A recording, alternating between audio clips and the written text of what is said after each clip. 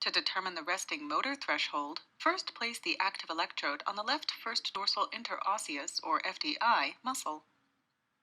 Then, deliver 10 consecutive stimulations to the right M1 area at a 4 to 6 second interstimulus interval, checking the contraction of the left FDI muscle. Determine the subject's resting motor threshold by using the minimum TMS intensity at which a peak-to-peak motor-evoked potential, or MEP, amplitude greater than 50 microvolts is produced at least 5 out of 10 times. Make sure the camera identifies both the pointer and the subject tracker, displayed in green color. Point to the subject's nasion, then to the subject's nasal tip, and sample it. Repeat until all 4 landmarks are matched. Check the screen to ensure the coil is on the desired target and is maintained throughout the TMS procedure. Ensure that the screen displays the subject's brain surface, intended target, and the coil, as well as the error range as the coil moves away from the target shown by the bullseye. Anterior commissure of the corpus callosum, just the midline of 2 hemispheres placed in front of the columns of the fornix. Mark the anterior commissure on the MR image.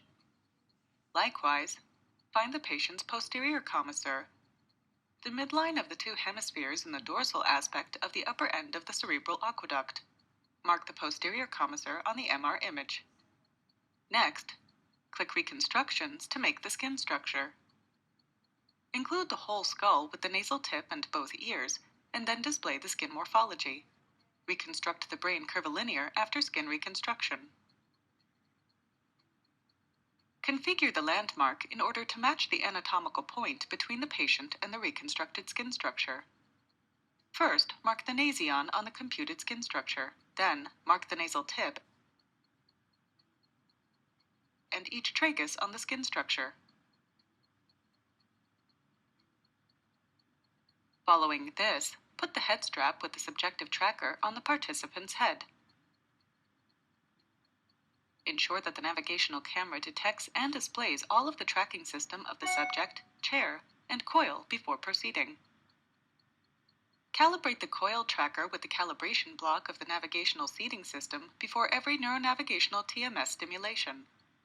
To do this, click TMS Coil Calibration. At the second session, select the coil name used the first time and recalibrate.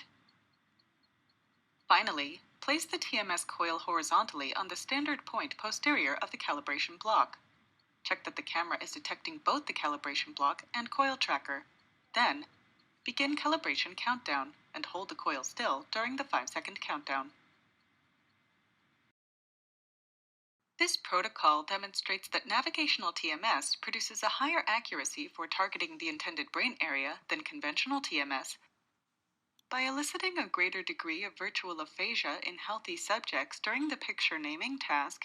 Here, navigational TMS induced a significant delay in reaction time compared with baseline, and a greater consistency of localization of stimulation with the target. Furthermore, the distance from the actual stimulation site relative to the target is closer with the navigational TMS than conventional TMS. Thus, the error range is narrower for navigational TMS compared to conventional TMS.